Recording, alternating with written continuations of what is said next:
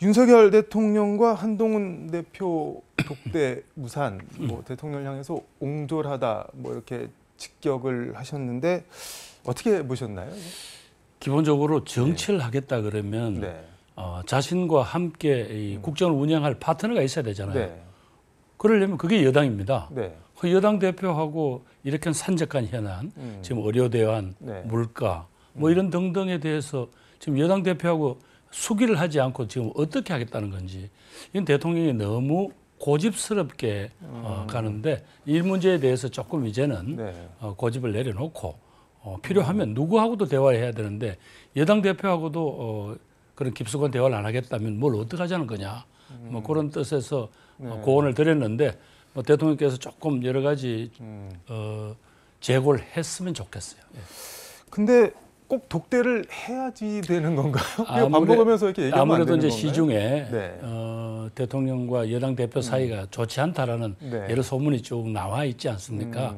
오히려 그런 것도 한꺼번에 불식을 하고, 네. 그리고 여러 가지 해법에 있어서 아마 대통령 고민이 있겠죠. 특히 뭐 영부인 문제라든가 이런 네. 문제, 그런 이야기들을 여러 사람 앞에서 하실 수는 없을 거 아니에요. 그런 이야기도 솔직하게 한번 어떻게 했으면 좋겠냐 하고 여당 대표의 의견을 들어야죠. 그래서 필요하다면 네. 국회와, 필요하다면 또 야당 대표하고도 대화를 하고 이렇게 전국을 풀어야 될 텐데, 지금 너무 그런 점에서 대통령이 고집만 세우시는 거 아닌가, 막 그렇게 판단하고 있습니다. 아, 독대에 그런 의미가 있는.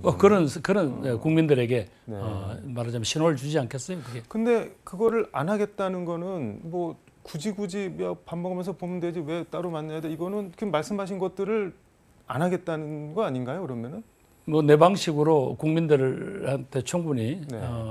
소명하고 또 국정을 운영할 수 있다라는 그런 고집일 텐데, 네. 역대 어떤 대통령께서도 이렇게 여러 가지 국민들의 마음이 이렇게 좀 떠나 있을 때는 항상 이런 무슨 적극적인 대통령이 나서서 다 그런 정치적 행위를 하셨잖아요. 네. 네. 그런 점에서는 조금 안타깝다고 이렇게 생각합니다. 근데 페이스북에 윤 대통령의 고집불통과 독선으로 대한민국 공동체가 무너져서는 안 된다. 대통령은 무소불위의 전제군주가 아니다. 뭐 이렇게 적어. 예, 지난번에 제가 그렇게 썼었죠. 예. 그 무소불위 전제군주처럼 하고 계시다고 보는 건가요? 기본적으로 네. 우리 국민들은 대통령도 내 손으로 뽑아서 네. 행정권을 맡겼지만, 그러면서도 또 국민의 대표기관인 국회라는 걸 두면서 서로 협력도 하고 견제도 하라고 돼 있단 말이죠. 네.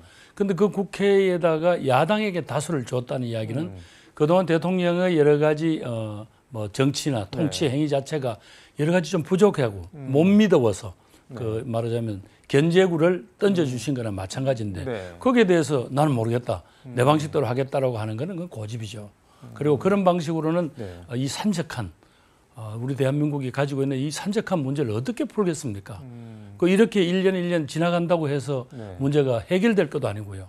그렇다고 우리를 둘러싼 주변 국가들은 여러 가지 정말 치열한 각축을 하고 있지 않습니까? 이런 부분들이 안타까워서 드린 말씀입니다. 근데 뭐 야당과의 관계는 둘째치고 일단 용산이나 대통령 생각은 저 독대 요청을 해놓고 언론에 흘리고 뭐 이렇게 보는 것 같습니다. 그래서 독대가 돼서 뭔가 진전이 생기면은 뭐 이른바 한동훈 대표가 광나는 거고, 아니면은 용산에 뭐 속 좁게 해서 뭐 그런 뉘앙스를 깔고 들어가고, 일단 이렇게 뭐 사실관계를 떠나서 이렇게 생각하는 것 자체가 좀 뭐랄까 건널 수 없는 다리를 결국은 정부 여당이잖아요. 네. 말하자면 이 시기에 국민들의 어떤 이 살림살이를 총체적으로 책임지는 개인이고 집단이에요. 네. 그분들 사이에 이렇게 엇박자가 나면서 오히려 국민들이 이 상황을 걱정하게 해서 해야 되겠습니까?